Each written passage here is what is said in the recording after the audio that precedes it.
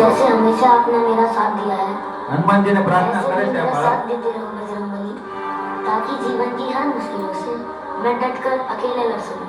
हे बजरंगबली, मेरा साथ दो प्लीज। ક્યારેક ક્યારેક જીવનમાં તમામ પ્રયાસો બાદ પણ સફળતા ન મળે, સાચું કે નહીં? સાહેબ કે કેટલી મહેનત કરી તોય ઓલી નંબર લઈ ગઈ, તોય ઓલો ભાઈ છે આગળ નીકળી ગયો.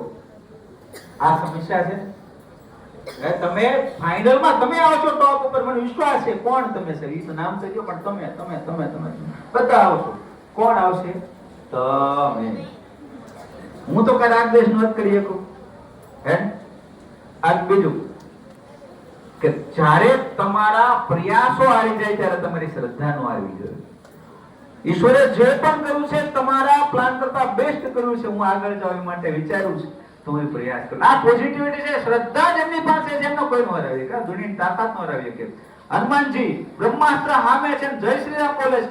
રામને બચાવવાનો છે બ્રહ્માસ્ત્ર. લ્યો જય શ્રી રામ ઈ બોલે છે તો હનુમાનજી આમ કહી દે તો રામ તો છે જ નો, પણ એ તો માનવ રૂપે છે. હનુમાનજીને બચાવવાના છે. હનુમાનજીની ભક્તિમાં ભગવાન રામ ખુદ કહે છે મારા કરતા તારા ભક્તિમાં જે તારી શ્રદ્ધામાં શક્તિ છે ને, એ દુનિયાનું બ્રહ્માસ્ત્ર હું શિવજીના મોટા શસ્ત્રો તો એ તને ઘટાઈ ન શકે એટલી તાકાત તારી જેટલી ભક્તિમાં હું ના કરી શકું. ભગવાન શ્રી રામ ખુદ કહે છે. રામ છે હનુમાનનું સ્મરણ કરે ખરેખર, કારણ કે હનુમાનમાં રામને શંકર દેખાય અને શંકરનો અવતાર એટલે કે હનુમાન. હનુમાનને રામમાં પોતાના ભગવાન દેખાય. કેટલી મોટી અદ્ભુત કળા છે. આપણે એમ ન થાય આ બંને મળીને આપણે એને સળકપટ કરે. આપણે ભજવાના કોને સીતો કેમ તમને મન ફાવે ને ભલે શ્રદ્ધા પૂરી રાખો એમ કે મુખે છે.